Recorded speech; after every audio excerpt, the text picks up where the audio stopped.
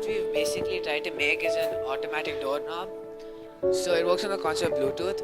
You can use your phone and you're just one button away from opening the door from whichever distance you want, as long as the Bluetooth connects.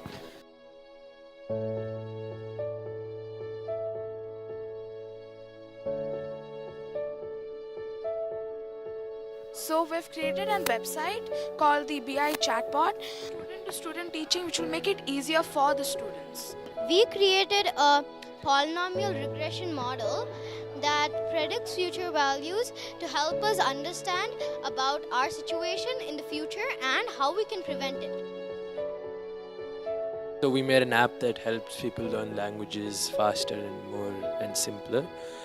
In our app, we let the user take pictures of their surroundings, right? A chair, table, floor, colors, shapes, whatever it is. And initially, we implemented a convolutional neural network using Keras to identify objects in the image. What we have here is we're testing for the purity of water in various water samples. We're using a drone mostly in our implementation.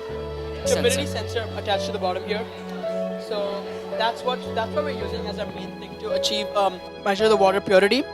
So what we made was, with Arduino, we made a shower water regulator. Now, we wanted to save water, time and money, 3 of the things.